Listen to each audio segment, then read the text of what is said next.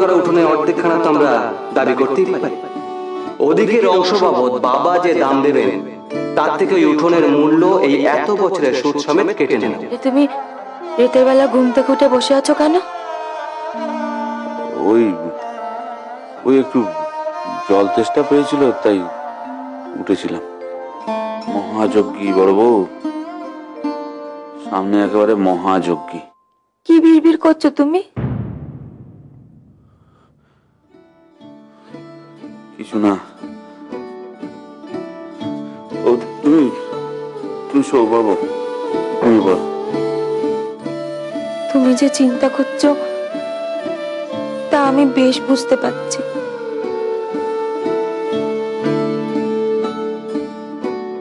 দেখো বড় বউ, এ সংসারে ঝড় ঝাপটা যাই আসুক না কেন, আমি সব দেখো ঠিক সামলে নেব। এ সংসারে আমার যা দায়িত্ব আমি সব পালন করব। তুমি কোনো চিন্তা করো না বড় বউ, তুমি শুধু যে আসছে তার কথা ভাবো।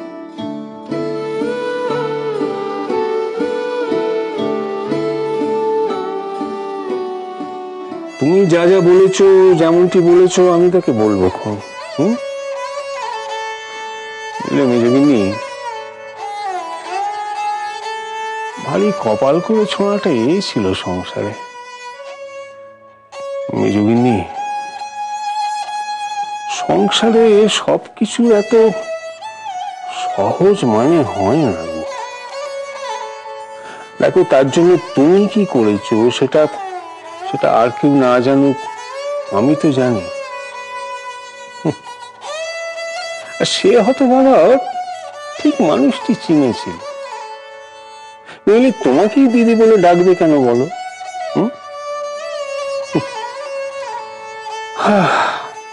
আসি গো।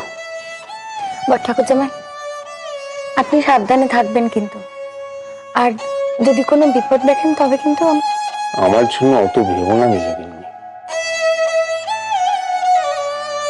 এবার এই বুড়ো হাড়ে কেমন ভেলকি দেখায় একবার দেখো। এই তো গঙ্গা এসে গেছে। বাবা তোকে কতদিন আগে খবর দিয়েছি, এই তোর আসার সময় হলো রে। আরে বাবা, গঙ্গা দাইয়ের সব হিসেব আছে। তোমার নাতি হওয়ার আগে আগে এসে আমি দেখা দিয়ে যাব বললুম তো, পতার নচ্চর হবে নি। তখন থেকে তো নাতি হবে বলছিস। যদি নাতনি হয় তখন তোকে যা করবো না, এ বাড়িতেই ঢুকতে দেব না। দাদা বোন, এবার নাতির মুখ দেখিও বাবা।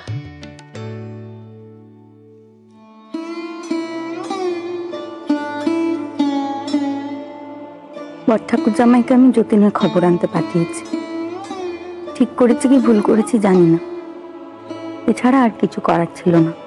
মা, সে আসছে, তুমি আসবে না তোমার সুবর্ণর কাছে একবার, একটিবার? না, তুমি আসবে না। আমি জানি তুমি আসবে না, আর কোনোদিন আসবে না। মা, যে আসছে সে কেমন হবে? আমার তাকে গর্ব ঠিক তেমনটা, যেমনটা তুমি চাইতে তোমার ছেলে মেয়েরা হোক। পারবো না মা।